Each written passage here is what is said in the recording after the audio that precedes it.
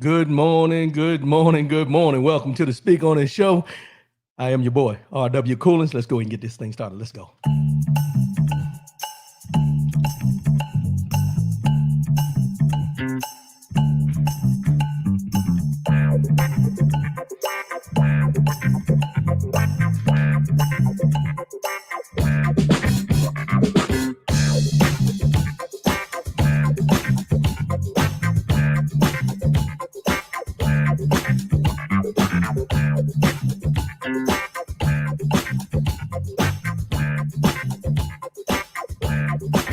Give me them horns.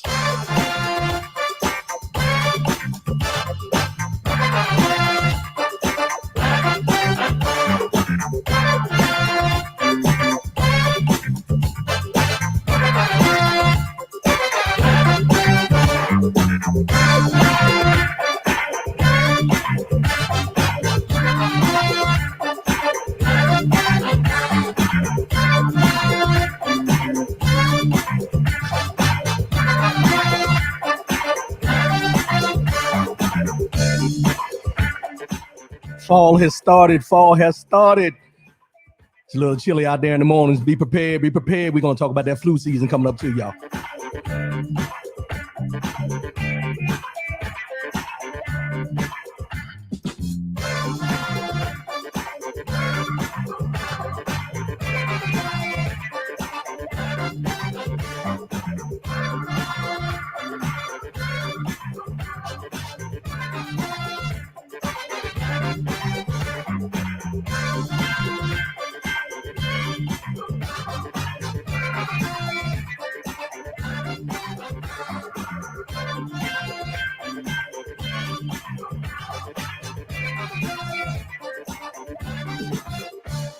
Good morning, good morning, good morning. Welcome to the Speak On the Show. I am your boy, R.W. Coolins. First and foremost, giving honor to God who allows me to come at you in this manner on a weekly basis. Speak On the Show, baby. Celebrated the anniversary last week, and we getting back into normal business this week. We're going to do what we do when we do what we do. Follow me, rwcoolins.com. That's the website. You can go there and get all the information you want, all the information that you need. And we're going to continue to give you more of what you're looking for in a radio show. So I just went blank, y'all. I just went blank. Oh, we're broadcasting live, YouTube, Facebook and YouTube. If you want to make a comment, post a comment online and I can bring you in. Good morning, Maurice Wigfall. Appreciate the support, my brother. Appreciate the support. You can make a comment if you're watching on Facebook or on YouTube. You can make a comment either way. Just go in there and make your comment along with the conversation we're having. If you want to chime in, also call in number. Let's get to that. Call in number 844-904-2665. That's 844-904-2665. Call in no matter what the situation is. Let your voice be heard, but say what you mean and mean what you say. I'm trying to adjust the microphone a little bit, y'all. I gotta move some things around in the studio and everything, so I'm trying to make sure I got it in a good position because the information I got for you today, let me give you a little hint. You see what I got on today, right? Black Speak On the shirt, Speak On the Show shirt, which is in the merchandise if you want to go purchase a shirt on the website. Black hat. If you see me on here on a Saturday morning with the Speak On the Show black hat, trust me, I'm bringing fire today. There's some things we need to talk about. There's some things we need to talk about that we're going to get into because there's a lot of things going on. And this may run a little longer than we normally do, but you know what? Information. As me and OT talked about last week, it's about getting the information out to the people, giving you the information that you need, information that you want, and letting you know that we're going to continue to do, this information thing and how the show goes according to what's going on in the world. But I'm also going to make sure that you get everything that you need. All right. So let's go on and get into this. 38 days, y'all. 38 days till we go to the polls. 38 days. 38 days. And we're going to talk about some voter suppression as well. But something I've talked about a while ago down in Florida, the Florida rights Restoration Coalition, you know, when I talked about the more than a million people that are convicted felons that they want to pay fines in order for them to be able to vote. Well, Governor DeSantis in Florida directed the Attorney General to investigate all the donations that came in to help those people get back on, you know, so we could help them pay their fines so they can vote. Excuse me, I'm tongue tied this morning. And they kicked off this investigation strictly because Mike Bloomberg, you know, he was running for a Democratic position. Mike Bloomberg donated a bunch of money, made a large contribution to the FRRC to help these people pay these fines. And now they're doing a big investigation because what it is to me, and I'm just going to put it out there, voter suppression that we talk about. Voter suppression, voter suppression, voter suppression.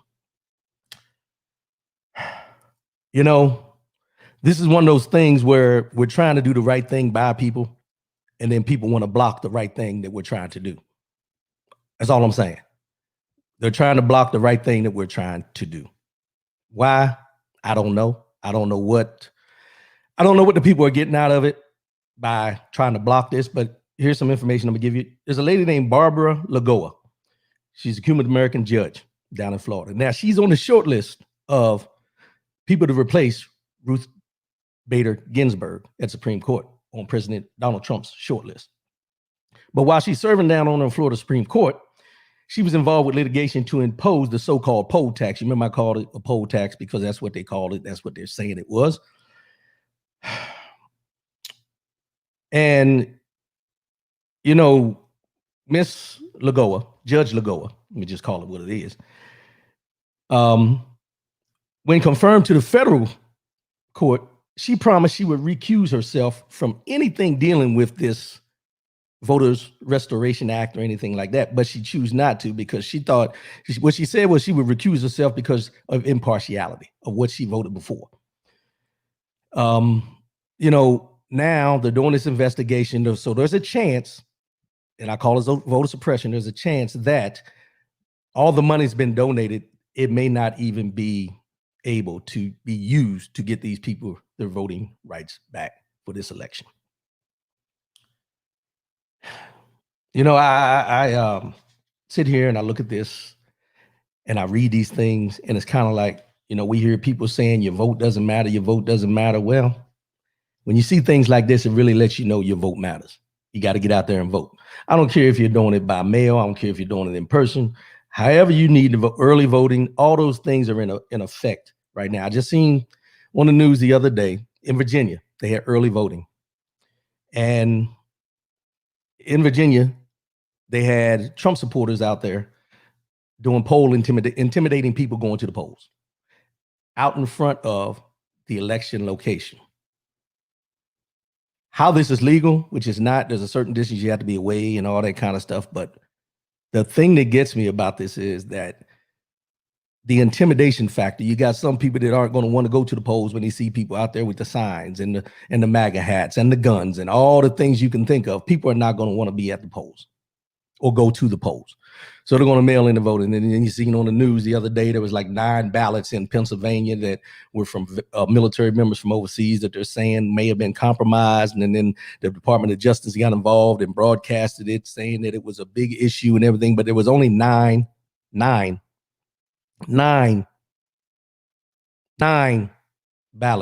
that were affected. And then they came out and said first they said 9 of the 9 were for President Trump. Then they came back and said, no, only 7 of the 9. Irrelevant to the fact, they say it was a new worker, didn't know what they were doing, made a mistake, but they've blown it out of proportion to try to put this into the equation of being voter fraud. Pay attention, people. Pay attention. Right now, for November 3rd, this is what's on the ballot.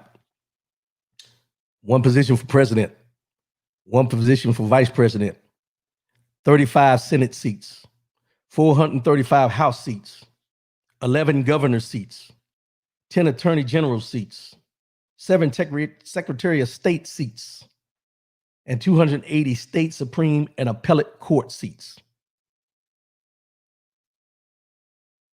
Maurice Wigfall, they were from 2016. I didn't catch that in there. I'm hoping that's true. I'm not sure. I didn't see all the details. I just kind of scammed over it and heard some pundits talking about it. But if it's 2016, that's fine.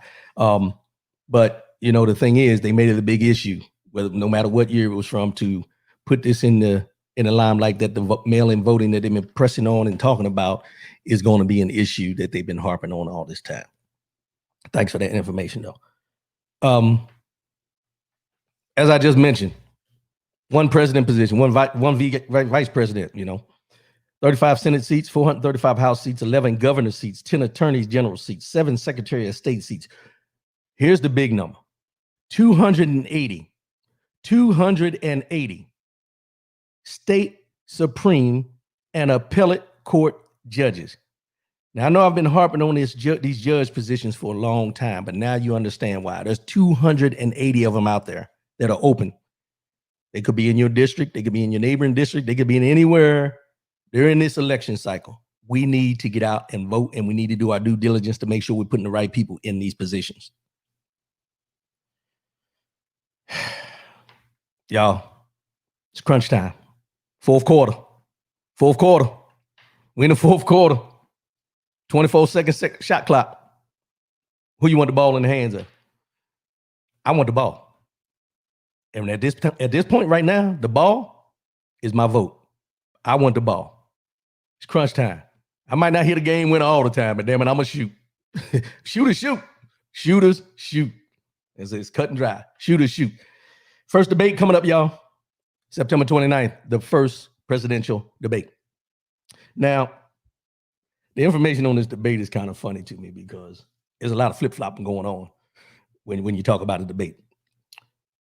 You know, we've heard President Trump calling Joe Biden Sleepy Joe, said he's going to take a shot. They're giving him shots in his buttocks to energize him so he's got energy to make it through the day. He's saying that they're going to give him a shot before the debate to give him some energy so he doesn't seem so lifeless. Also, they're saying he's got cognitive issues, and you know, and then President Trump came out and said he wanted to do a drug test to make sure he's not taking drugs. All these things and the negative that you can think about that he's bringing up in front of the debate coming up to try to put it on an even playing field, so people, you know, even if he looks like he lost, he didn't lose because there's all these other factors that he wants to put in there. But then now this has been what's being said all this time, but now he's saying that, hey, I'm debating against a guy that has 47 years of experience of doing this. I'm debating against a guy that has 47 years of doing this. So what he's basically saying is, don't expect that much from me because this guy's been doing it for a long time. Don't get your hopes up. I'm probably going to get beat, but don't get your hopes up because this guy's been doing it for 47 years. However, he's Sleepy Joe, he's got cognitive issues, all the things that he's been talking negative. Now he's putting him on a pedestal like he's going to have a competition. He also said, if you notice, Joe Biden, as time went on, got better in the Democratic debates to get the nomination and all this stuff, all these things he's coming in. First, it was all the negative things against Joe Biden. Now he's giving some positive things to try to make it an even playing field because the expectation is that he don't think, and some of us don't think, that he's going to be, you know, you have to, when you talk about debate, you have to debate the issues. Not just calling names and calling people out the names and different things like that. You have to debate the issues, which is why, when you really think about it, which is why when this president was elected, if you look back at the debates he had with all the Republican people that were running at the time, never once did he bring up any policy issues. Never once did he say how he was going to handle this, how everything was attack on the opponents that were on the stage with him. Now I say that, and I'm gonna digress for a minute, and then I'm gonna come back. But here's something that you got to think about. Right now, we got a Supreme Court justice that's going to be named. They're going to try to vote this person in before the election, all these type of things. And I want people to understand something, that well, let me just, I'm not going to say if. What I'm going to do is tell you this. The things that are on the docket as far as the Supreme Court looking at is a lot of cases involving Donald Trump, as far as his tax returns, different things that have gone on in his administration that are in the court system right now, which he keeps appealing no matter what. I just seen the other day, Eric Trump, who runs the Trump Foundation, has been told that he has a subpoena that he's going to have to testify before the election. They wanted to push it back till after the election. They say he's got to do it before. They're enforcing it. He has no choice. But they've been kicking the can down the road, kicking the can down the road, kicking the can down the road. And the thing is, when you look at this election, you have to think about the things that impact you. And some of the things that impact you is, number one, affordable health care, ACA, Obamacare, if you want to call it that. Pre-existing conditions that you hear President Trump saying he's not trying to eliminate those things, and they have a plan. And 3.5 years, y'all, 3.5 years. They've been talking about getting rid of pre-existing conditions. They want the Supreme Court to kick out the Affordable Care Act and all these different things. But no one in this administration has shown a plan, an alternative plan to the Affordable Care Act. Nobody has shown a plan, but we keep hearing the plan is coming. The plan is coming. The plan is coming. Well, he ran on the fact that he was going to get rid of the plan from the beginning. The plan is still in effect today. The next step is, and this is a prediction, that if he gets reelected, Affordable Care Act, gone.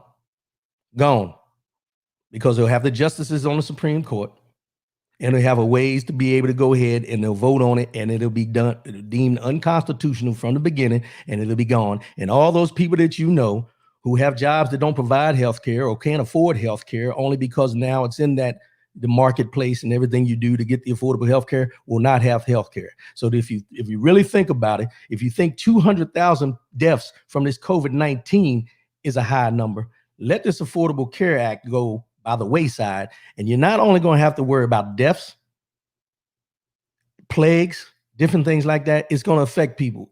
And people will debate this and say, well, it wasn't that bad before we had the Affordable Care Act. You're right, it wasn't that bad. But you have to think about it. People have been getting health care that weren't able to get health care before. You're just going to cut them off, no matter what their conditions are. No care about the livelihood of our fellow man, anything like that. You need to pay attention to these things.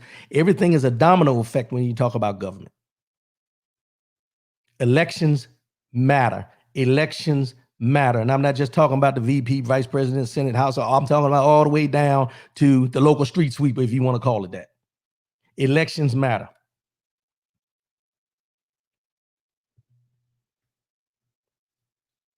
Right now, they're talking about the topics for the debate. COVID-19 is one of the topics. The Supreme Court, as I just mentioned, is another topic. And the other topic will be racial reckoning. Listen what that says now. Racial reckoning. So we're going to have two older white gentlemen debating racial reckoning on a national stage. Let that marinate for a minute. Racial reckoning. How are you going to deal with what's going on with the racial inequalities and all that? But you have two 70-something white men debating this. Now, that I say that, let me transition for a minute. Because you see at the bottom there on my tagline, it says Platinum Plan. I like how that transitions so smoothly. Excuse me, microphone. So smoothly. So last night, sometime yesterday, President Donald Trump, I'm going to call him president because that's his position he holds, was doing a rally. I think it was in North Carolina. I'm thinking it was North Carolina, if I recall correctly. And this Platinum Plan, let me give you the name of it. It's called the Black Economic Empowerment Platinum Plan. The Black Economic and Empowerment Platinum Plan.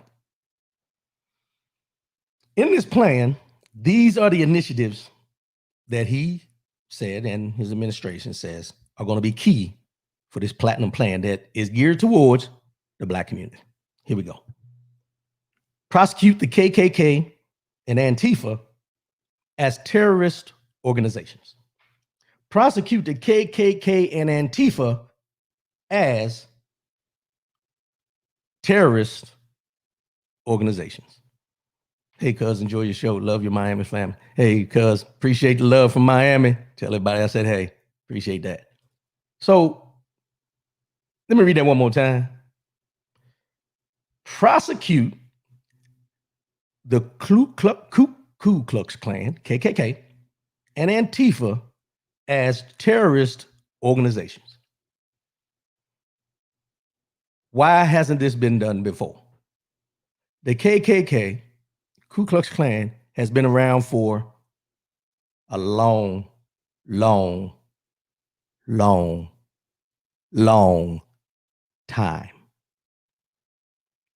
And now you're telling me that you're putting it in this platinum Black Economic Empowerment Platinum Plan now? I digress. Let me move forward. Make Juneteenth a federal holiday.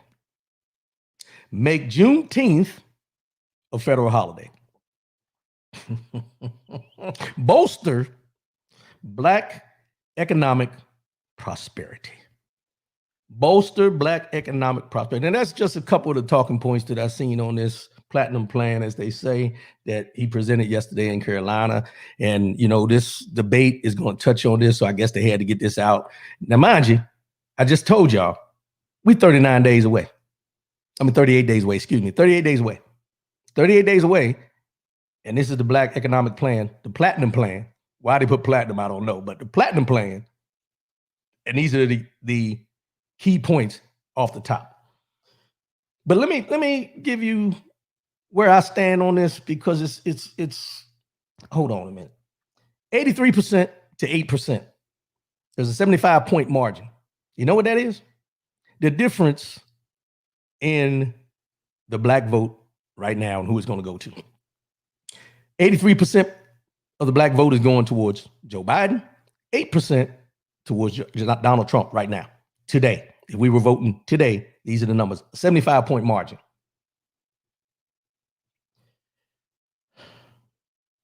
Now, let me give you some information, some more information. This is the platinum plan Donald Trump's putting out there. This is the platinum plan that he's talking about. It's going to help the Black economic empowerment and everything like that. But let me give you some background on things that have been said that make me think that this is just something to put out there because of where we're at and how close we are. Black Lives Matter is a symbol of hate. He won't even say Black Lives Matter. He's called the Black Lives Matter movement thugs, anarchists, and mob rule. He's called the Black Lives Matter movement all these things, but now he's coming up with an initiative that says that he wants to prosecute the KKK and Antifa as terrorist organizations. The Black Lives Matter movement's only been around for a short period of time. The KKK and then you got the Antifa that popped up. Nobody's talking about what it got been like Kayanin or with the conspiracy theories and all these different organizations, white supremacists, all these things that have been in motion for years and years and years. That now all of a sudden, when we're 38 days away from an election and you're trying to put this platinum plan out there, but you've been saying to us as a people, the Black Lives Matter movement is a terrorist organization. But I'm supposed to believe these initiatives you have in this platinum plan. Let's move on. He retweeted a video of a supporter shouting white power. Didn't apologize for it. Didn't take it down. Said he did not notice in the video that or recognize that the guy was yelling white power. He also said he wants to build up peaceful urban neighborhoods with high standards of policing. Build up peaceful urban neighborhoods with high standards of policing. Now, I want you to play on these words that I'm getting ready to give you right now. Build up peaceful urban neighborhoods with high standards of policing. But this is the same person who told the people in the suburbs that they should be in fear of what the Democrats are going to do if they get in office, because we, these urban folk, are going to be coming to your suburbs, taking your value of your homes down, disturbing your neighborhoods, causing discord, anarchy, all the things you can think of negative. This is what he said is going to happen in the suburbs, but he's talking about making the peaceful urban neighborhoods high standards of policing within that area. My question would be, why do we have to have urban neighborhoods associated with African Americans? We've heard it for years, but you know, there's a whole lot of African Americans live out in the suburbs. Just an observation. Some of y'all listening right now live in the suburbs. Bring fairness to the justice system. Bring fairness to the justice system. And I'm not even going to touch on that because I got some notes over here that I'm going to touch on with that about some things that were in the news this week that we've seen dealing with the Breonna Taylor incident, injustice, whatever words you want to put on it. The things ain't right. Expand school choice, increase Black home ownership, create a national clemency project to right wrongful prosecutions. So all these are in this platinum plan geared towards the African American community. And this is presented 38 days before the election on November 3rd. But you've been in office for almost 3.5 years. None of these initiatives were important at that time, but they're important now. Now, I'm not, as I always tell y'all, I ain't telling you who to vote for. My job, while I'm on this show, is to give you the facts. And then I'm going to inject some of my opinion in there. And one of the things that I understand is this. No politician is perfect. However, you have to look at the big picture of what is being said, what the initiatives are, and what the policies are. Donna Gentry Logan, you want Biden because of what? Can you please tell me something good about Joe Biden? You should really check out his background. I have checked out his background. Thank you for the information. I have checked out his background. You know, a lot of people talk about Joe Biden because he's been in politics 47 years. They say the crime bill, all the different things you can think about. When Anita Hill was going up against who was it? Clarence Thomas, when he was going to be put in, they talked about all the things he said and how he acted towards her, all the things you can think negative they said about Joe Biden. I got all that. But here's where, for me, and I'll tell you for me, Joe Biden, being the politician that he had, everyone wants to talk about the negative bills that he's passed, but no one wants to talk about his civil rights bills, the things he's done for civil rights, the things he's done for America as a whole, how he has stood on the principles of who he is as a man. You don't see him stand there and talk about different people and down talk people. He wants to uplift people. You may not agree. You may have a different opinion of who he is and how he stands. But my question to you would be, if you're a staunch Trump supporter, give me some policies that have impacted you and have impacted the nation as a whole that we can hang our hat on. People forget Joe Biden was a part of the Affordable Care Act because he was the vice president at the time. There's millions of people in the United States of America that have health care now that did not have health care before President Obama and Joe Biden came into office. Now, mind you, people forget the Health Care Act was done and written up by, I think it was, I can't remember his first name, but he was a Kennedy that was in the Senate. That's where this health care plan came from. But Joe Biden and President Obama got in and they pushed it through and it was put into an act. And some of the people that are your family members, just like my family members, benefited from this Affordable Care Act that looks like, if he's not elected or if we go another 4 years, could be gone.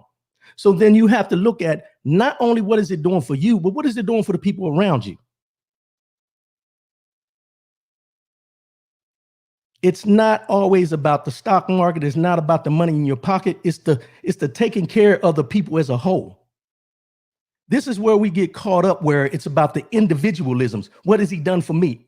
I'm okay. Let me just clear this up. I'm okay with where I'm at. I'm okay financially. I'm okay medically. I'm okay in a whole lot of different ways. But it's not about me. It's not always about me. It's about the other masses of people out here who don't have. As I always mention, the haves and the have-nots. But we get caught up in the fact of what we hear rather than on our research to find out what we need to know. So when you talk about the differences between Joe Biden and Donald Trump, look at the history of them. Don't just talk about when they became president or when they became political. Look at them as men in this country and what they do for their families, what they do for others, and how they speak to others and treat others. The content of a person's character is what you need to be looking at rather than the policies as a whole. Angel Jackson, of course they are. Almost election time. Amen.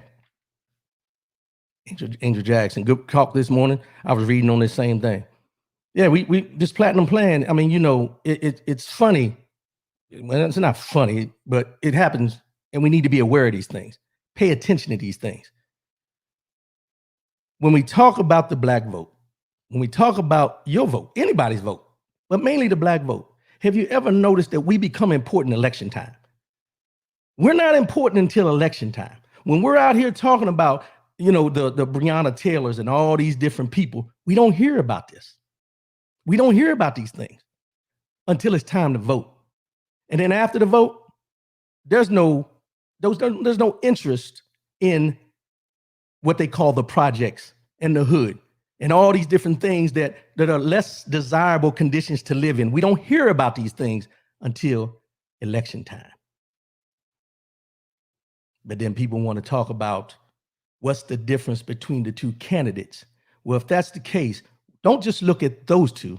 Let's look at the full Senate. Let's look at the full Congress. Let's look at everything involved, well-rounded as a whole.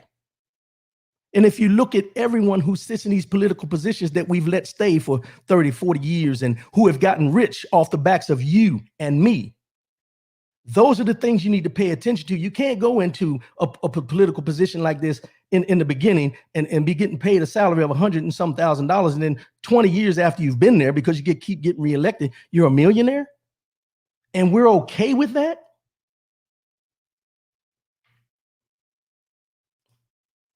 The Violence Against Women Act. Straight facts. Speak on it. Got a long one here, so let's get into this one. Before President Obama, Bill Clinton signed the Violence Against Women Act into law as part of the Violent Crime Control and Law Enforcement Act on September 13, 1994. Domestic abusers crossed state lines to avoid prosecution for beating their spouses, as law enforcement was not required to listen to orders of protection filed in other states. Police officers were also generally discouraged from intervening in domestic violence cases. Today, many experts credit the Violence Against Women's Act with contributing to I don't know where it's all at. I don't think it all got in there, man. But the Violence Against Women Act. You know, if he wants to keep typing, I'll catch up on that. But there's presidents that have set precedents. There's things that have happened that we forget about until it becomes pertinent to us, until it affects us. We forget about all the things that are done. And then the thing is this: we have to look at it in this aspect. When we elect these public officials to do our will, to impose laws and put these laws in effect that affect the masses, not the individual interests of them and their families, but the masses, what happens? What happens? I'm gonna give you an analogy in a minute that I use. Let us decide what is best for us. Yes. As a whole, along as we, the taxpayers. Exactly, because they only come to the churches until they need our vote. We, the people, can change the people in Washington. Vote, vote, vote.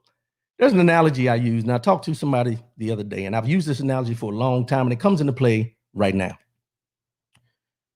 When you go and you see a job, or you're looking for a job, and you apply for a job, put your resume in, and then they call you and you go and do your interview. And then they give you the job. You get the job and you go in there. And when you get that job, you do everything in your power to do that job the way and in the means of what you were hired to do. You want to show them what you're capable of doing for that company. That's what we do. when we get a job.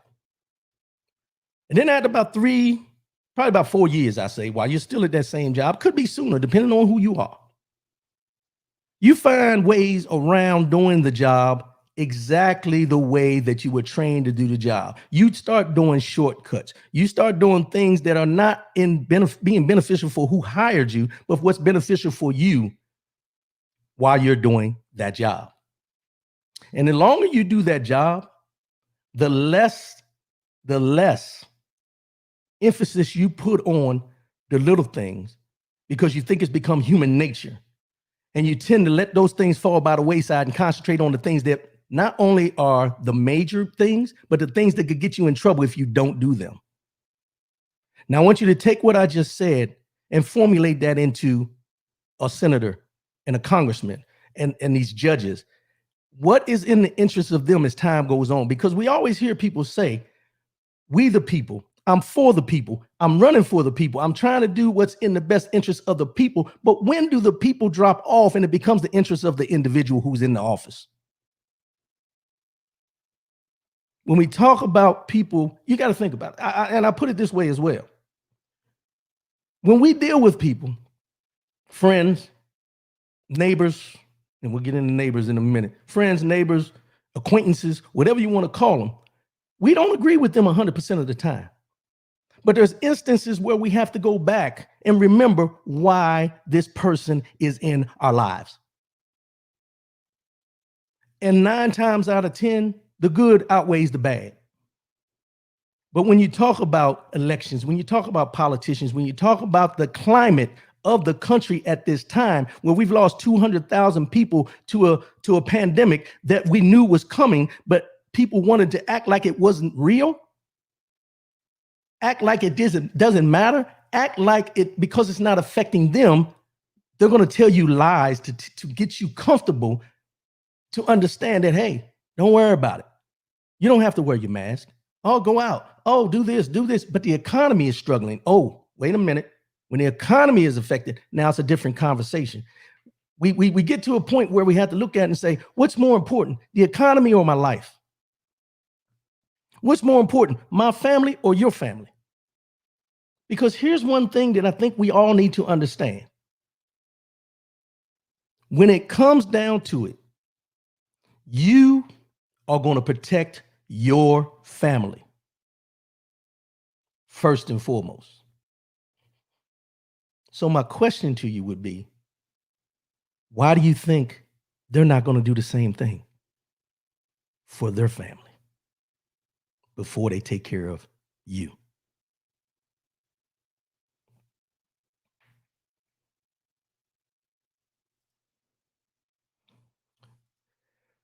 Oh, thank you, John. Biden has called that law, the Violence Against Women Act, the legislation he is proudest of from his career in the Senate. So are you telling me that Bill Clinton wrote it, but Biden didn't have anything to do with it, or he's taking credit for something that he really didn't write? I mean, which one is it? I mean, we can all get into who wrote what, when, where, and why, who voted on this, there, that, and another. A lot of us don't get down in the weeds of who wrote what act and everything unless it's affecting us directly. But there's so many different acts that get put in there that we don't know about or we don't hear about because we don't pay attention to the things we need to pay attention to. But this is an act that you're talking about from back in, 1994? Yeah, September 13th, 1994. Okay. We're in 2020. Now, can Joe Biden take credit for it if he was in the Senate and he helped to, do the legislation? Yeah. Politicians do it all the time, but we're signaling out Joe Biden because he did it, but not the other ones that do it. And here's the thing. Here's the other part of that. When we look at the big picture, we can talk about, what this senator didn't do, this congressman didn't do, this person didn't do when he was there, this person didn't do when he was there. But the thing is, we keep electing the same people over and over and over again. So who's to blame? Thanks for clarifying that, John. Yes, Biden was instrumental in that act. And the point I was making in that was not to tear it down that, what he was doing, but there's a lot of times where people are instrumental or they play a part in the act. And when it goes through, even though it's opposite of what they voted, they take credit for it as well. So that's the point I was making, not to down talk any of the points you were making, but I appreciate that clear up, because with this is where us as United States citizens will never be on one accord as far as what we need to do. Case in point, I mean, we can just look at right now. We got a pandemic going on. We can't even all be on the same accord as far as listening to a scientist compared to a politician, listening to the experts, listening to somebody who says they're an expert, who's never taken a science class until only up to high school. Might have took one in college. I don't know, but he didn't graduate. But I'm not going to go see a dentist if I got a knee problem. I mean, we need to look at the bigger picture and try to decipher through. And everybody talks about the media. Yeah, the media plays a part in it. But that's not their fault that you don't do your investigation to find out what's what.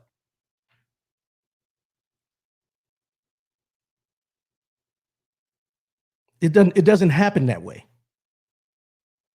We expect politicians that we put in office, because this is what those officers are for, to take care of us, the masses. Although they're each individually through states, we expect them to take care of us in the masses. But you have to ask yourself, because we all have them, where do biases come into play? We all have personal biases about certain things in our lives. But we always talk about, oh, this person's racist. I don't judge a person's heart. I don't know a person's heart. But what I do know is if your actions show me who you are, that's what I take. That's what I take. And at this point, I've been on this earth 54 years. And I've watched many press conferences with presidents. I've watched many election debates from being a young kid all the way up till now. And I don't care what anyone says. There's a certain thing that they call acting and being presidential. So I would throw the question back at folks and say, when you talk about someone being and acting presidential, from the history that you know of presidents, does this one fit the bill? Does this one fit the bill of what you expect someone to be presidential and act presidential by what you know as a United States president? Do you?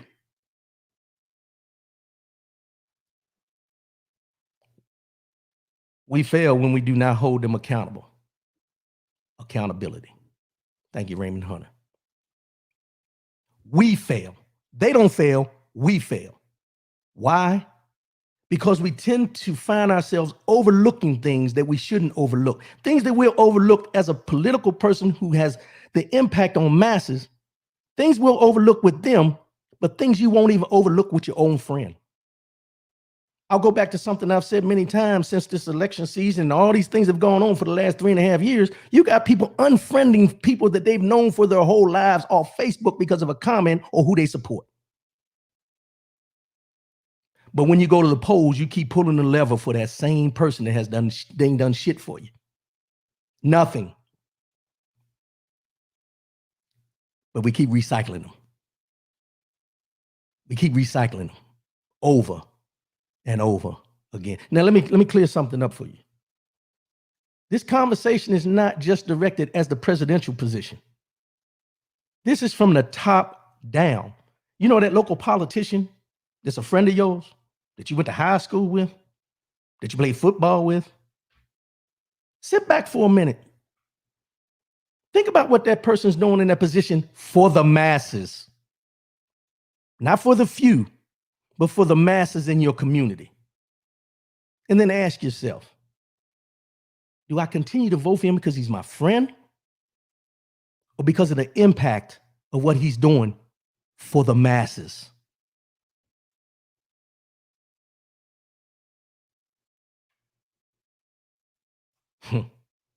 Yeah. The masses. You know that preamble, we the people, in order to form a more perfect union, all those different things we hear you know, with the Constitution and the amendments and different things like that. And, you know, we want our politicians to uphold these things, but at the same time, when they don't uphold them, we still continue to put them back in there, even though they get caught with stealing or robbing or you know, backdoor stock trades and all these different things that they do, which is human nature, because everyone at some time in their life has done something wrong, but we keep giving them the benefit of the doubt because of where they sit. But if you look at yourself in the mirror and you look at the things that you've gone through in life, and you look at the things that have been people who have been held accountable, that you know they didn't get the opportunity. They didn't get an opportunity. They were gone. Why? Because they were held accountable for what they did. Just like the people in prison are held accountable for what they did. But if you have money for good lawyers, you don't have to be held accountable for what you've done, because you can buy your way out of the accountability aspect of it. The Tithe Board, I would hope it would be for the impact he is doing for the masses. That's what we all hope. That's what we all pray. That's what we all expect when they take that oath, you know, put their hand on the Bible, and we'll get into that aspect in a few as well. But when they put their hand on that Bible and they say, I swear to uphold and defend the Constitution of the United States against all enemies, foreign and domestic, and all these different things that are in that, why? Where does it go? After they're sworn in, does everything they said just disappear? Raymond Hunter, white privilege. You know, that's a conversation we're gonna have on another show, man, because I hear this thrown out many times about white privilege. And I'm not debunking it, don't get me wrong. But when we talk about white privilege, there's variations that we need to talk about. There's variations, and we need to look at it in a different light than just being white privilege. And I'm gonna just say this on that, and then we're gonna move on. But when you talk about white privilege, the reason it's identified as white privilege is because, in my opinion, when the Constitution and all these Declaration of Independence and all these things were written, it didn't include then who habitates the United States of America now. It didn't include then people that look like me, the Indians that lived on reservations, the women that walked the streets that were married to these men who wrote these Declaration of Independence and all these things. None of those people were included in the masses. Because when they said men, they specifically meant men, white men, the people who looked like those who were writing it.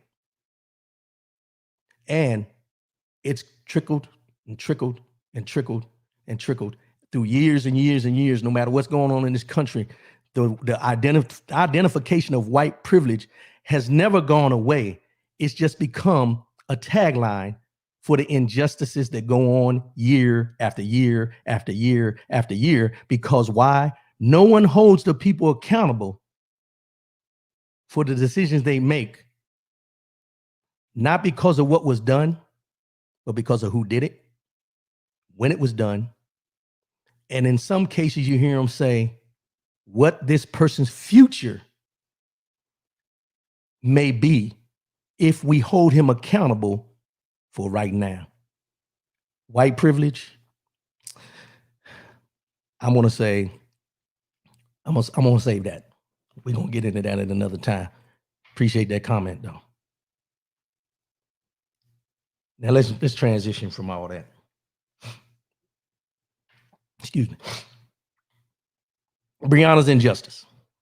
Everybody knows what I'm talking about. Breonna Taylor. If you don't know who she is, then you ain't been paying attention. So everybody's seen what happened, you know, with the thing. They ended up getting a $12 million settlement, civil suit. And there was no charges for the killing of Breonna Taylor. Charges were for a thing they call wanton endangerment. And only one of the three officers was charged for wanton endangerment. Hold on a moment. What privilege do I have that no one else has? I truly just want to understand what that means in this day and time. I'll give you a synopsis of that. When you talk about white privilege, when you go to an interview, when they see you, they know what you look like. They can assume where you come from. I've been a black man my whole life. I can't change that. I can't change the way I talk, walk. This is who I am. But when you talk about white privilege, the benefit of the doubt is given to the white man who walks in for the interview compared to the black man. Why? Because as I mentioned before, all the biases, all the stigmas, all the factors that people put into play that go along with being a black man come into play when I walk into an interview. No matter what the job is, no matter who the interviewers are, it comes into play. And I'll give you this example. When there's a white panel of interviewers for a job position, and they and many different nationalities get interviewed, and they hire the white guy, no one asks any questions. But when there's a black panel or a certain amount of black people or black management that's hiring for the position, and they hire a black man or a black woman, I'm gonna be all inclusive. The question is, did they hire him because he was black or because he's qualified? Then the question comes down to, well, I want to see his qualifications. Who was on the panel?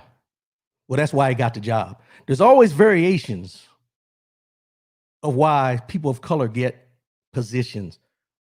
Think about it.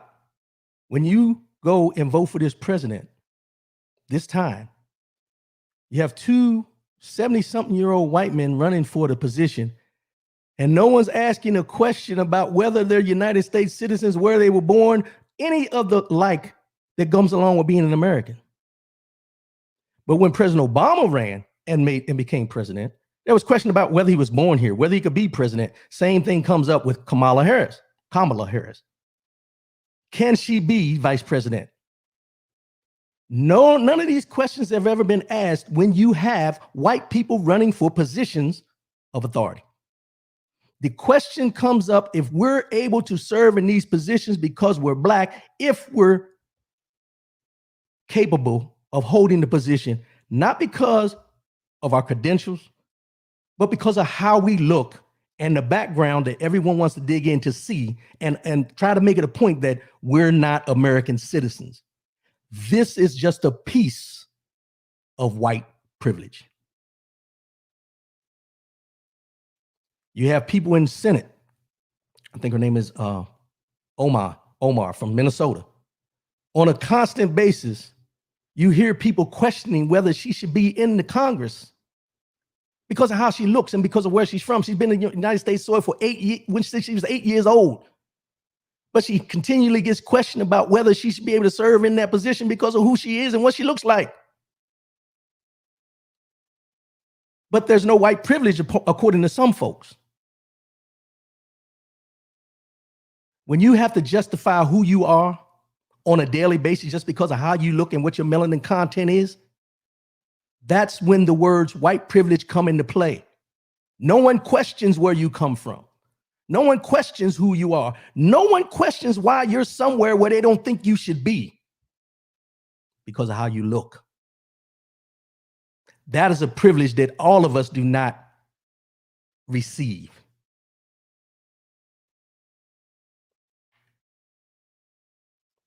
L. Hartwell, read the Constitution. It's never included African Americans ever. Perfect example. Read the Oregon Constitution. It will blow your mind. L. Hartwell, yes, there is. Raymond Hunter, are you really curious or are you in denial? If you are curious, then you're open to discourse. If you deny it exists, then nothing will convince you. You know, I try not to, and I appreciate your comment, Raymond Hunter, but I try not to, be too condescending towards folks when they ask the questions. I know my voice gets things because I'm passionate about when I speak about these things. But when we get into the curious or the denial things, some people, when you talk about white privilege, when you talk about racism, there's, and I don't like to use this word, but it plays a part in this. And I want Donna Gentry Logan to understand, I'm not calling you ignorant, But there's a certain ignorance that comes along with the fact of the unknowing. There's a certain amount of ignorance that comes along with it when you don't know or you don't understand or you don't take the time to find out. So when you get into these discussions about racism, when you get into these discussions about white privilege, when you get into anything that deals with the black and white of it, ignorance plays a part.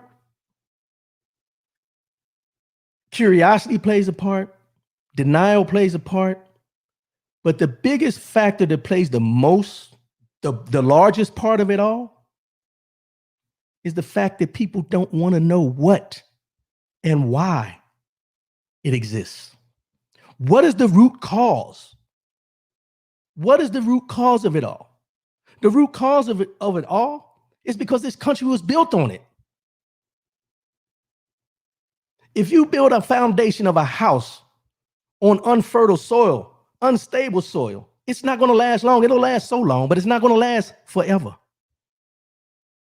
Those are the things that a lot of people don't pay attention to. Donna Gentry Logan, but I'm a Cherokee woman who has not had anything ever given to me. I'm considered a white woman because people don't care about the fact that I am an Indian woman. And I'm glad you brought that up. But here's the key to that. And I'll say this and then we're going to move on. You said in there, you are considered a white woman. Why? Because of how you look. Because of how you look. Unless you tell someone you are an Indian woman, they don't know. And they accept you for what you look like more than who you are. I can't change this. That's the difference. That's the difference. Acceptance. Acceptance. You hear people talk about, well, I'm German and Irish and I'm this and that and I'm this and that. Okay. Your heritage. Understood. But your flesh says white and you're accepted as white. We don't make the rules. We don't make the rules. These are the rules that have been imposed on us. And the rules continue to change. I'm really curious, so I wouldn't be listening to this. Well, I appreciate you listening. And I like I said, I don't want you to think that I'm jumping on you. I don't want you to think I may speak a little passionately about the subject, but I appreciate the questions. I appreciate the comments, and I appreciate you tuning in. These conversations get to a point where people, and this is something that needs to be said too, when we have these conversations, we have to understand both sides. Both sides. I can sit here and be passionate about it, but if I don't open my mind and my understanding of what Donna Gentry Logan's saying, then I'm defeating the purpose about the conversation. As much as I give, I have to be able to receive. I have to be able to give just as much as I need to receive. So when we get in these conversations, a lot of people want to throw all these different things out, and then they get to the name calling and the finger pointing and all these different things, but that doesn't solve the problem, which I go back to what I said in the beginning when you asked the question about the difference between Joe Biden and Donald Trump. It's right there. When something's not right or someone confronts him about something he said or a question or a post or a tweet, he attacks the person, not the issue. Not the issue. He attacks the person no matter who it is. Why? I can't read his mind. But if you don't have an answer, you tend to lash out. Not because you are passionate about what you're talking about, because you're trying to cover up the fact that you don't want to get a true answer. Angel Jackson, a major part. L. Harwell, equal employment opportunity always becomes a mandate in hiring, that there has to be a hiring of a percentage of hiring African Americans. Yeah, there was an article I seen the other day, Wells Fargo. Prime example, Wells Fargo. They asked the CEO why they don't have any major blacks in the executive positions and everything. He said, there are none. So the question I ask is, where are you looking? Where are you looking? But this is the excuse we hear.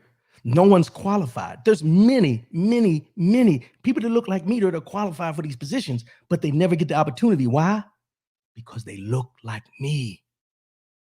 Those are the things that we got to look at and understand, because they look like me and you, or where you live, or your upbringing. All these things come into play. Are you a have or you a have not? You're Howard, because of how you look. Truth. Donna Gentry, look, I'm very passionate about this too. Laugh out loud. That's why I'm here talking with and listening to you. I appreciate you. As I said, you know, I always say this, and I didn't say it at the beginning of the show today. We come in as friends, we leave as friends. Whatever we discuss in here is a discussion. It's not an argument. It's not a confrontation. What I try to do is get the information out so we can all be on the same page. And something I'll say at the end of the show, but I'm going to say it right now to you, Donna Gentry Logan, and anybody else who's listening for the first time. I don't want to change anyone's mind about the information that I put out there. What I try to do is to make you look at things differently than you did before you tuned in this morning.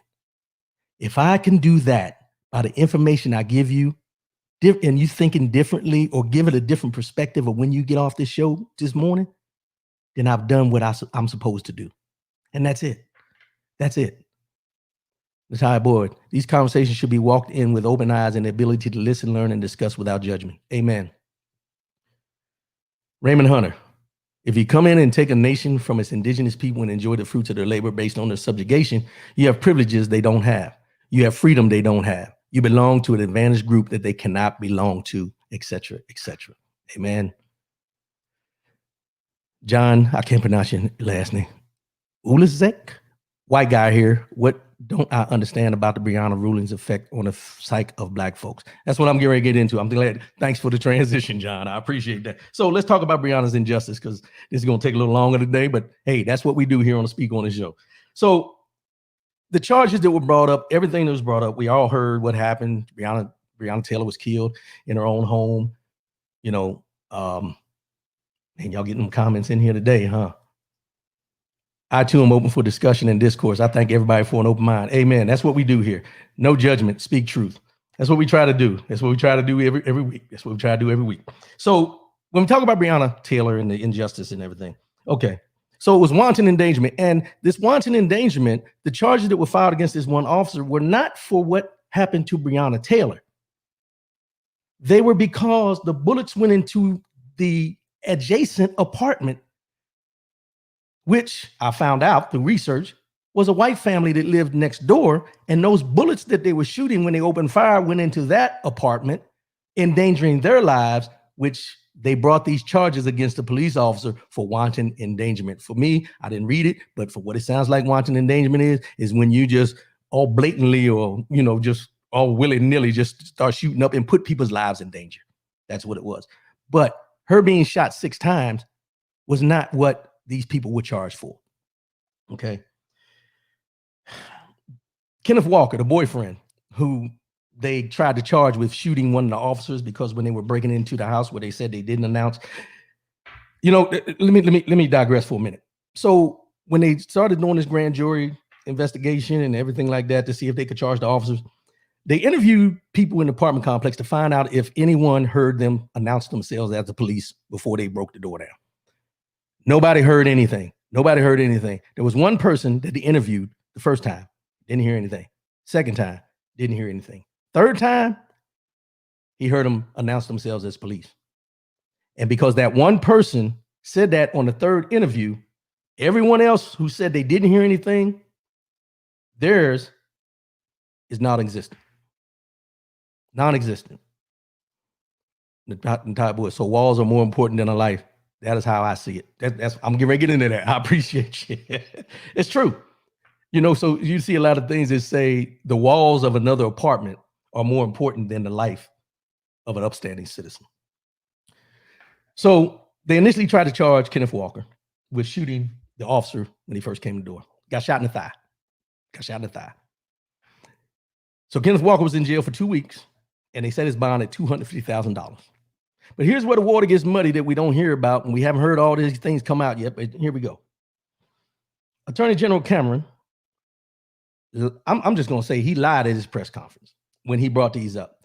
He stated that Kenneth Walker, and what the news reports were initially, was that he was the one that shot the officer in the leg. So that's why they threw him in jail. That's why they had him on bond, all these different things.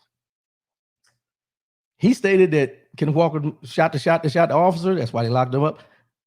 But I seen another report that they're doing an investigation that says ballistics report says that he could have been shot by friendly fire because the gun that Kenneth Walker had and the guns that the police have, same caliber gun.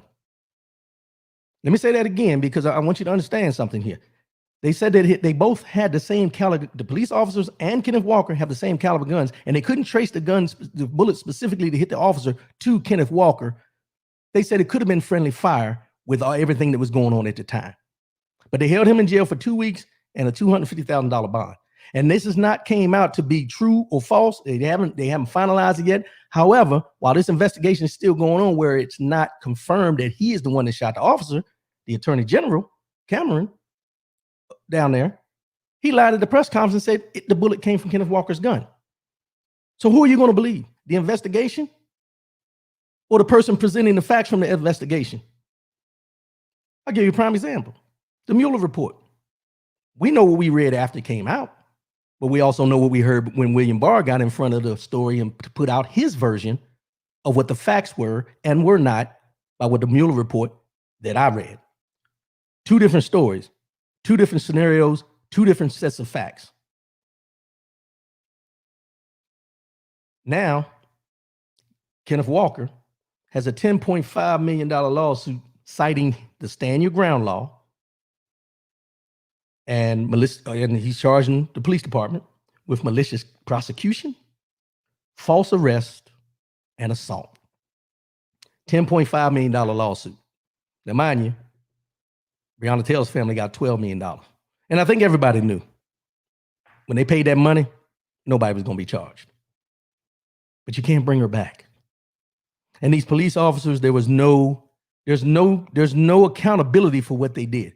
Now, don't get me wrong. And I'm going to say this because I understand that police officers have a tough job. I understand they have to make split-second decisions. I get all that. But damn it, when this keeps happening over and over and over again, and we got to keep questioning why this happened to people that look like me, it's not that it's a job that is that stressful. It's about the decisions that they make when they get ready to pull the trigger about who the person is and what they look like. With all this that's going on between George Floyd, Jacob Blake, and now Breonna Taylor, who was all this in the mix of all these things, when is the last time you've heard of someone of non-color being shot and an investigation being done because of what they did? Help me out. I haven't seen any or heard any. The people that have shot the police officers, the guy that shot them down in Texas, I think it was Houston or wherever he was at, they arrested him. You know, and this bleeds over into the different things that go along with this. When we see these injustices and we get upset and we get passionate about what they're doing to us as a people. I don't know Breonna Taylor. I don't know George Floyd. I don't know Jacob Blake. Hell, I don't even know Trayvon Martin. And I'm going to get into that real quick. I don't know Trayvon Martin. But I know the system. I know the system. And I know how the system treats us and how the system looks at us. I know. You know why? Not that I've been in the system like that. Let's clear that up. But we've seen it. It's like Groundhog Day. It's like a repeating movie that you're just playing over and over again. Over and over again. I'm transitioning into this real quick. I don't know if I answered your question about the injustices, but yeah. But this may clear something up for you when I get into this. We matter. We matter. And when I say we, I don't want people to think that I'm only talking about Black folk. But I am talking about Black folks when I talk about the injustices that are going on that we see and we have seen as a trend when it comes to us being killed at the hand of law enforcement or people who think they're law enforcement or otherwise. So let me read this real quick. It's a little long, but we're just going to go over today. I'm sorry. I posted this on July 13th of 2013. 7 years ago, July 13th, 2013. And it was after Trayvon Martin. Hold on a minute. Entire boy. 6 months of training goes out the door when people of color become a threat.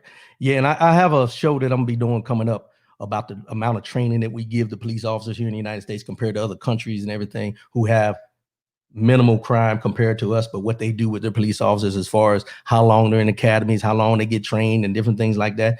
But that's for another concept, but I appreciate the comment. So let me read this. It's kind of long, but listen. After much debating with myself, I will finally make a comment about this case. The political and justice system are flawed in many ways. Today is a clear example.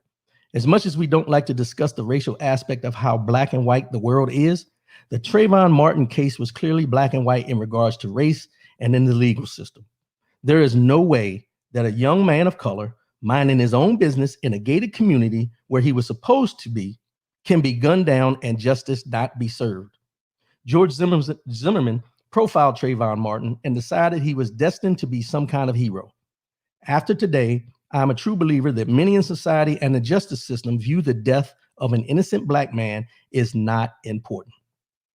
There has been a precedent set by the jurors today in Florida that will resonate throughout the country. Going forward, any incident that involves a registered gun owner killing an innocent person will be defended on the grounds of self-defense and the stand your ground law. Because of this, there will be many new registered gun owners in the African-American community. This, however, will not only be due to the not guilty verdict, but more along the lines of defending the African-American family against the next George Zimmerman on the streets. I have never been one to bite my tongue on an issue and will not start today. The verdict has not only caused more of a divide when we discuss race relations, but in my opinion, it has set us back to the years we felt were behind us. Some will read this and say I am race baiting. Others will read it and say, all right, my brother. Neither response will change the fact that an innocent young man was gunned down and the shooter is free. Understand that my opinion is my opinion, and I will voice it when I feel justice is not served. The verdict today has awakened an old mentality in the African-American community that was so eloquently quoted by the great Malcolm X years ago, and it stands true today. We will defend ourselves by any means necessary. Now, this was July 13th of 2013, but it still stands true today. If you take everything I just read, take out Trayvon Martin, take out George Zimmerman, place Breonna Taylor, Kenneth Walker, and the police, you got the same story. You can take out Trayvon Martin's name and put in George Floyd. You can take out Trayvon Martin's name and you can put in Jacob Blake. You can take anyone who's been affected by being killed unjustly and put their name in this from July 13th of 2013, and it will still hold true. So the question I will have is, what does that say about us? Not only as a country, but as a people who we say we are all created equal.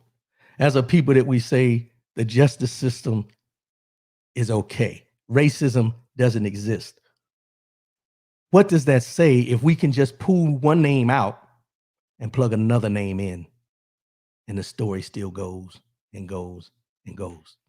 Raymond Hunter, the police and law enforcement are not tactically sound. Reacting because of being scared for your life puts you on the plain untrained civilians. Yes, plain of untrained civilians, I'm sure.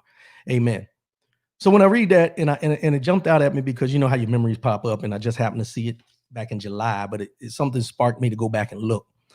Because when you, like I said, if you take the name Trayvon Martin out, George Zimmerman out, and you plug it in with police officer and like the names I've mentioned, it still holds true. The justice system is unjust when it comes to situations like this.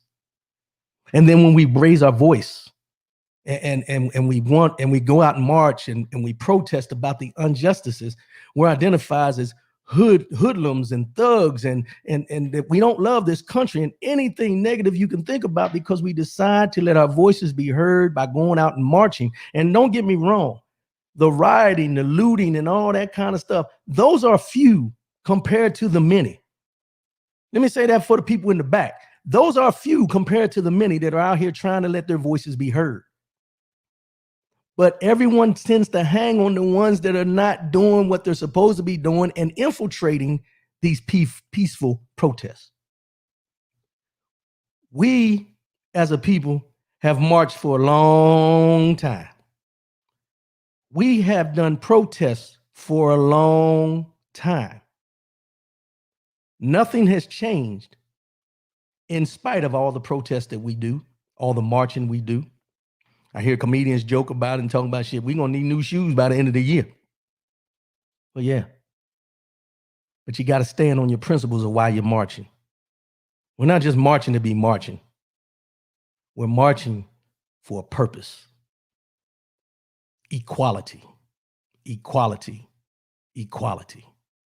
That's why we march. That's why we get, we protest. That's why we see these things that happen to all the names I just mentioned as being unequal as far as the justice system. It's been like, and as I mentioned before, when you see police officers kill someone, where's the accountability start? I've seen one officer recently, and it hasn't been too recently. There was an officer, a Somalian officer, who he was Somalian descent, but he's a police officer in Minnesota that shot a white woman who approached his car and startled him, and he shot her, and he's serving 12 years in jail for that as a police officer. But they went into Breonna Taylor's home, shot her 6 times, and there's no accountability. They kneeled on George Floyd's neck, killed him on the street, and we're still waiting for justice. Jacob Blake, now, I'm not saying everything he did in that situation was right. Fighting with the officers after they tased him, going in his car and everything. But they shot him 6 times in the back. Why?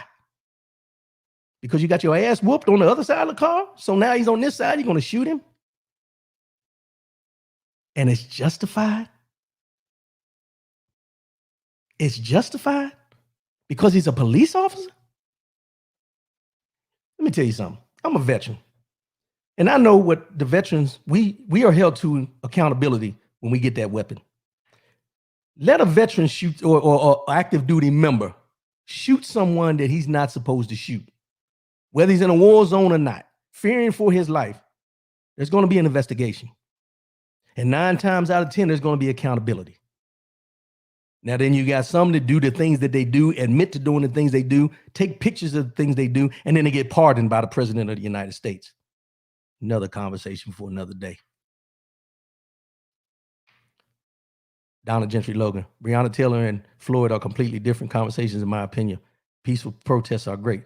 Well, yeah, Breonna Taylor and George Floyd are 2 different conversations, but we see the same outcome from both situations. The justice system holding people accountable.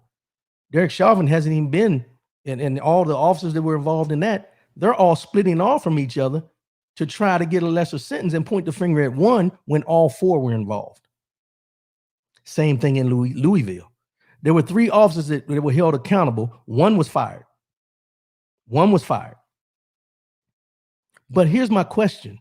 When we talk about the Breonna Taylor incident and the situation, if nothing was done wrong in what they did, why did they pay $12 million? Now, I understand the difference between a civil suit, and a criminal suit. But why pay that? And the thing about it, the police department and the person that did it is not paying the money. The taxpayers pay that money. Pay them, and it'll go away. George Floyd, pay him, it'll go away. But the police officers are still, even if he got fired there, if he doesn't get any jail time or anything, he'll go somewhere else. He'll move to another city and he'll get another job as a police officer doing the same type of shit he did in Louisville in another city. Recycle, recycle, recycle. We're going to transition right now to the Mind, Body, and Soul segment. Mind, Body, and Soul. For y'all first-time listeners or first-time family members, because your family wants you to tune in for the first time. First-time family members that just tune in for the first time, this is where I take a quote, phrase, word, and I read it to you, and I'll give you my interpretation of it. And the one I'm doing today is more spiritual. It's along the spiritual aspect of something we've all heard, something we all have lived by, something we all have questioned, all these different things. I completely agree that she should have never lost her life. Floyd was killing himself.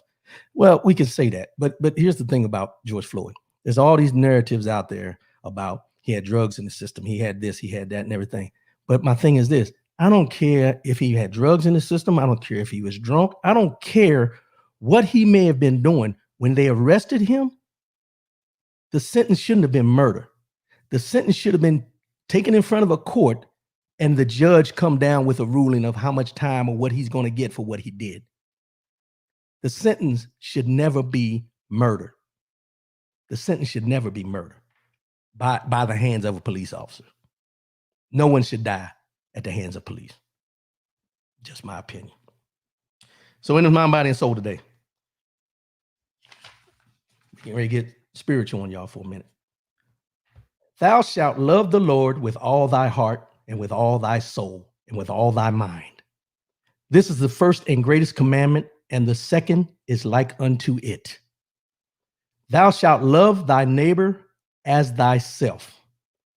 On these two commandments hang all the law and the prophets. That's from Matthew 22, verses 37 through 40.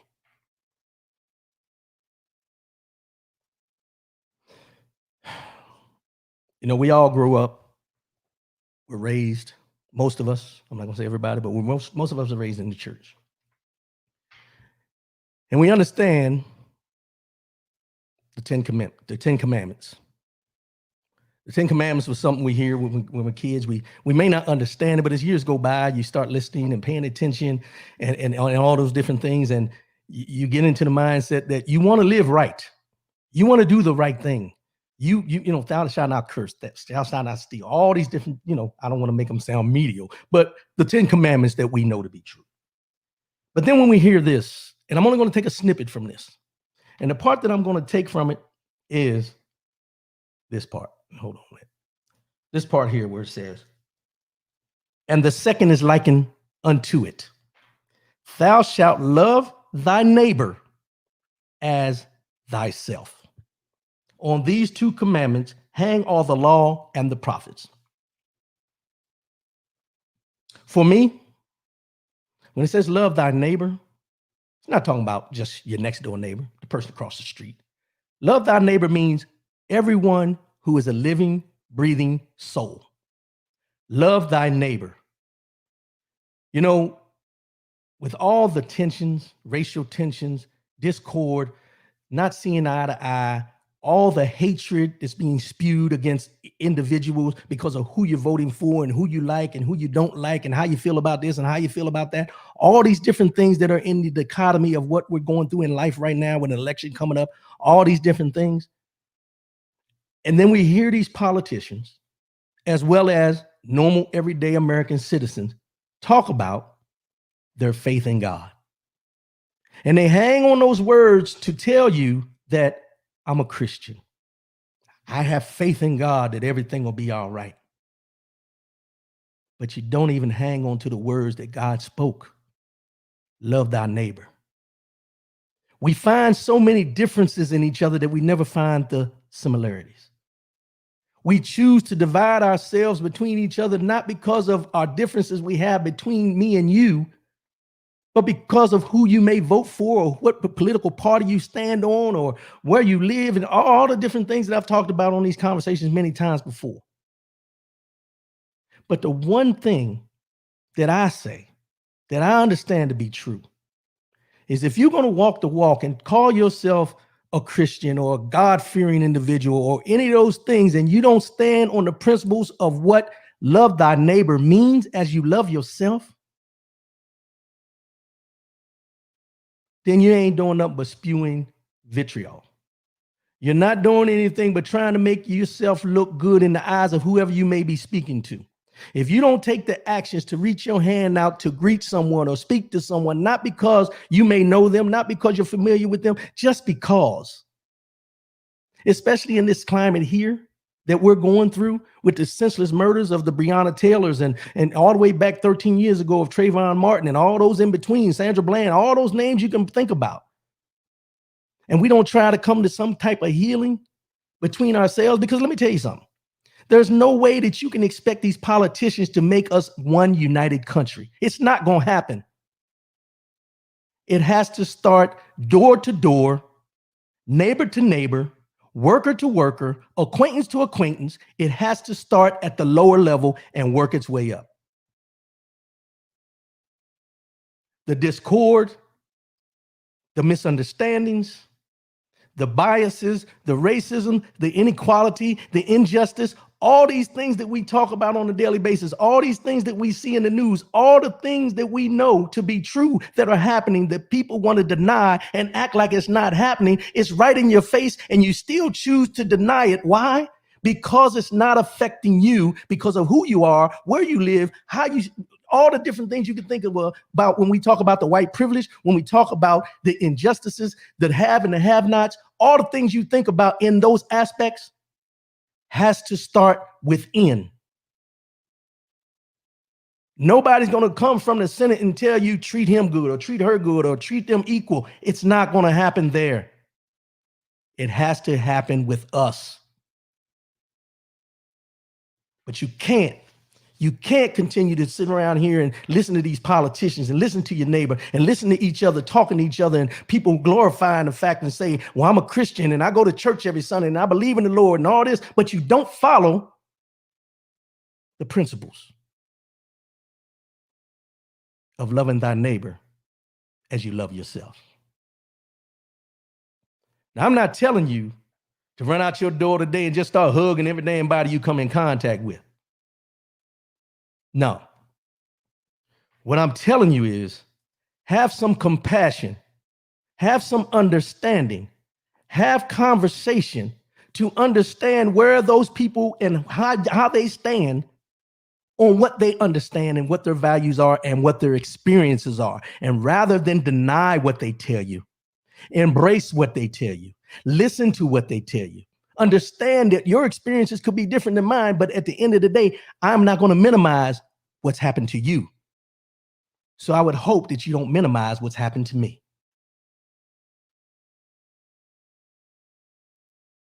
These are the things as a whole that we have to get better at. Raymond Hunter, if you love everyone, you don't have to worry about what is in your own heart. Set yourself free, then look to deal with others. Amen. L. Harwell, speak on it. Yes, ma'am. Donna Gentry Logan, I agree. He should have been taken to jail and put on trial. I'm not trying to hold anyone, but if you looked into the situation further, he was saying he couldn't breathe, etc., before he was ever put in a car. Should he had a knee on his neck like that? No, without a doubt. No, he should have been slapped in the car, and after he was taken to jail and let him detox in prison. He was a horrible person. I don't care what color he was. So I'm going to ask the question rhetorically, but did you know George Floyd personally? Because I refuse to sit here and say that he was a horrible person, no matter what he's done in his life, because I don't know that man's heart. I don't know him personally. So I can't accept the fact of calling someone a horrible person that I don't know or that I've never made contact with. And I'm not going to judge him off of reports of he was this and he was that, and he had a background of going in and out of jail and all the different things you can think about that they've said about him as far as who he was as a man. I'm not going there. But I will say this. You've had people, Jeffrey Dahmer, Charles Manson. Charles Manson never killed anyone, but he convinced people to kill for him. Does that make him horrible? Or the people who did what he wanted them to do make them horrible? We, in conversations like this, we need to look at things in a different light. We need to look at things in a different light as far as calling people horrible and judging without us knowing them. Amen. Without us knowing who they are, what made them a horrible person, that's judgment. When anyone breaks into a pregnant woman's house and hurts her, that's horrible. Never will I say that that is wrong, that that's not right. I'm not saying that George Floyd has lived up to being an upstanding citizen in this world by anything he's done in his past. But my question is this: what he did when he broke in this pregnant woman's house, hurt her, or whatever he did, got it. Did he serve his time for that crime? Did he serve his time for the crime he was charged with at that time? Because that crime, compared to what he died for, two different worlds, two completely different worlds. And then the question comes into play: if you take that into account of what you just said, that makes him a horrible person, is that the same mentality that the police officers had when they had their knee on his neck? Not because of what he did at the time they were called, but because of what he did in his past. Because let me clear something up real quick. If all of us were held accountable for everything we've done in our past, a lot of us would be suffering at the hands of a whole lot of people. So before we get into bringing up somebody's past and what they've done in the past that they've reconciled for, because that's what the jail and the correctional facilities are for. You do the crime, you do the time. If he did the time for that crime, why are we still holding it against him because they killed him for a different crime? It does not justify the murder of George Floyd. There's no way you can tell me that what he did in his past justifies him dying that day. No how, no way. You're worried about being perceived as a white woman, though you were Indian, and then you want to turn around and judge and call somebody horrible because of his lifestyle. Sometimes you have to look and see who the person really is and get to know the person before you can actually judge the person. I ain't got to say nothing about that. Thank you, Natia.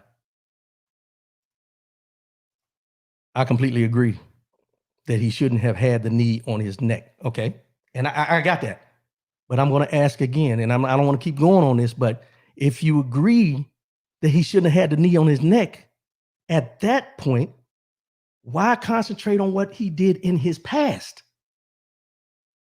He died a senseless murder on the streets for a crime of supposedly having a counterfeit bill.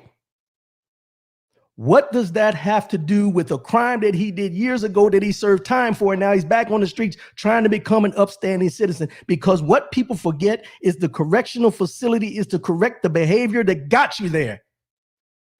But we still hold people accountable for past mistakes.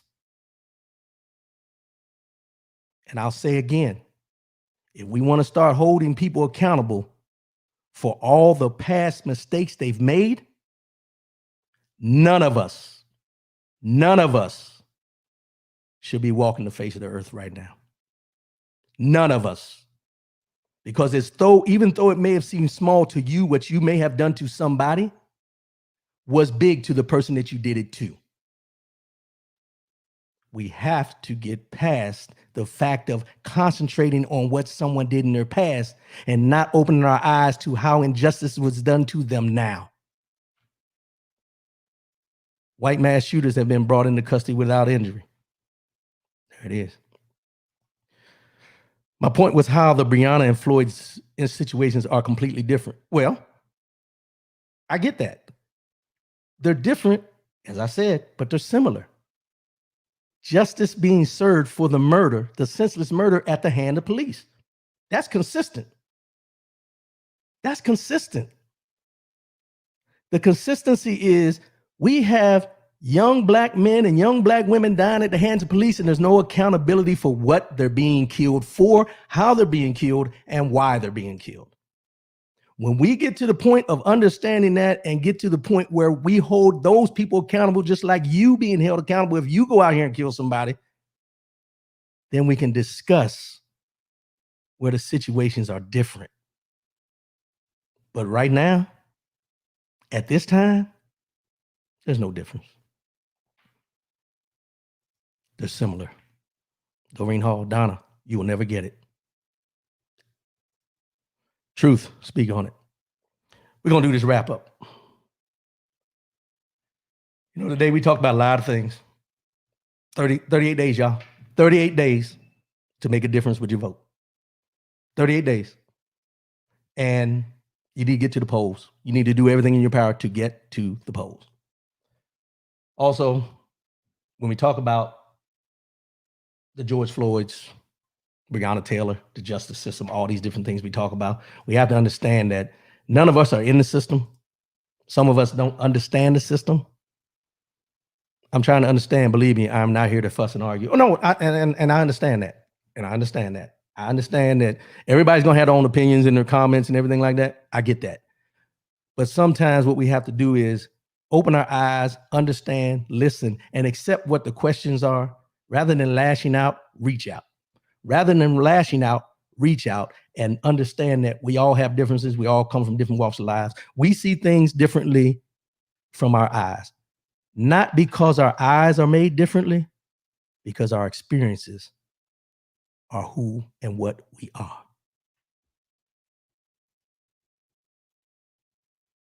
Oh, I got a lot of comments coming in. Amen. Speak on it. Raymond Hunter, that was my original point. She is in denial. I'm not going to say she's in denial. Let me clear something up real quick, because I appreciate Donna for coming in and being brave enough to type the question, because you got some people that come in and just listen. And they won't comment. They won't ask questions. Give her, and I'm going to say this, and it's just like I just said, love thy neighbor as you love thyself. Give her the benefit of the doubt when she asks these questions. Because sometimes what we do is we blow people off when they ask the questions, and what comes out of it is they never get the answer that they need. They just get the hatred and the pushback. And because of that, they never see things differently. They'll see things the same way, because what we do is we tend to push them off rather than embrace the questions. L. Harwell, no difference, no justice. Vote. Renee Ambush, what's up, cuz? John Ozelak, anyone here having any issues or needing any help with voting? Hey, that's a good question. Anybody needing help with voting, how to register, any of those type things, you can shoot me an email, rwcoolins@yahoo.com, and I'll try to find out the information, because that's what we're trying to do. Hey, reach out to somebody that you know that may not be as your elders, anybody that you know that may be struggling to figure out how to vote. We need people to get out and vote. We need people to be out there to let their voices be heard in this election. But as I said, rwcoolins@yahoo.com, or you can hit me on Facebook, RW Coolins. Send me a message. And if you need me to help you realize, and Donna Logan, hey, if you want to reach out to me through email, hey, I have no problem with it. And we can extend this conversation. I'm reaching out for some understanding on every side. I appreciate that. And that's what this show is for. Anybody didn't see the show last week, as I said, the reason I do this show is to speak on the things that are going on in the world. I give you the facts, and then I add my opinion in there. But one thing I will never do is give you information. I'll do my best to not give you information that's not true. And I refuse to have someone come in, ask questions, and then we chastise and beat down, because one thing that I understand is I don't know everything, and I don't know everyone else's experiences. But what I do know is, from my own experiences, I can tell you exactly why we feel, from my viewpoint, why we feel how we feel, why we do what we do, and how we can go about getting better. I'm not saying I'm the end all to be all. However, if we can have open, this is what I'm telling you now, if we can have open conversation like we had today on this timeline, then we're already ahead of the game. We have to embrace the question, but you also have to be able to receive the answer, whether it's what you want to hear or not. The only dumb question is the one not asked. I appreciate you, Donna Gentry Logan.